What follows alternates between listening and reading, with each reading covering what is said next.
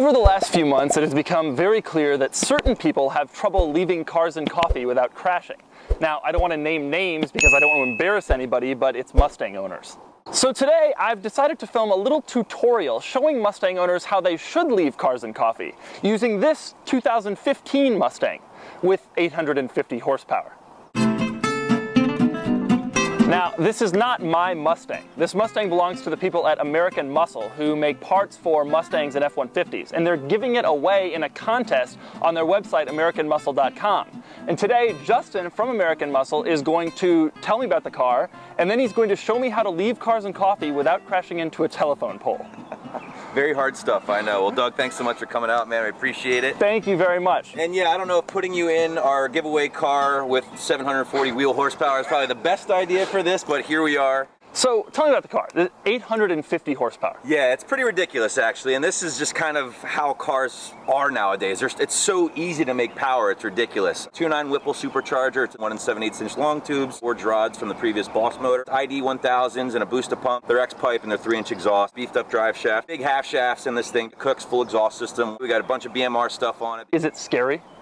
At first, to maybe somebody who doesn't know what 700 plus wheel feels like, yes, and not to mention. But you're used to it. You're like, whatever. Well, listen, it's the perks of the job. We get to build these things. I get to thrash on them and have fun. How do you feel about potentially unleashing this vehicle on the world, knowing that it could, in fact, crash into a fence coming out of Cars and Coffee? Oh, you know, it's we don't want to perpetuate the stereotype here. I guess that's the point of today, but. Listen, I think as long as you're smart, you use your head. Of course, this is 35-year-old me saying this. 25-year-old me would probably be like, give it hell anywhere, who knows? So there's a Raptor involved in this getaway also. 2017 Ford Raptor, not even released yet. So as soon as that thing is released, that is going to be your daily driver, tow rig, whatever we want to call it. This is going to be the weekend toy. Do you think that this could tow the trailer and the Raptor? Probably could. Honestly. I mean, that's our next video. What do you think a quarter mile is? Easily with this kind of power, with a 6-speed car, probably mid to low 10 seconds. So low 10. So someone like me is going to get like a 12, is what you're saying. Hey, you know, I've seen some of your videos. You're obviously not a total noob behind the wheel. I don't know. I think that's not true. Give yourself some credit. Okay, so we've learned a few things about this Mustang. Now it's time to show Mustang owners how to leave Cars and Coffee without crashing into a fence. All right, so the time has come to exit Cars and Coffee.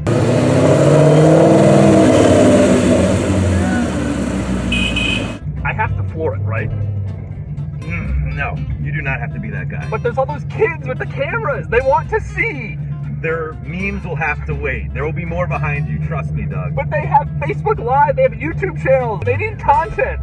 Their content will just have to be of some other jerk leaving a car show, okay? Okay, not all right, you, all not right. you today. This is very hard, but I think I'll be able to resist.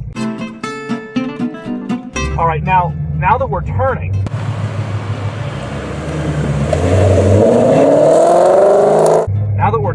I can floor it mid-corner, right? That's what we do, right? Usually you would think that would produce maximum awesomeness, but usually it results in people in cars getting hurt, so no. Okay, good tip, Bad good tip. Now that we're on the open road, now I can really floor it, right? If there were a time, I would say yes, but you don't want to be that guy. Come on. Okay. There's other cars present. Right. Be smart. Right. Okay, all right. Good point. This isn't a closed track.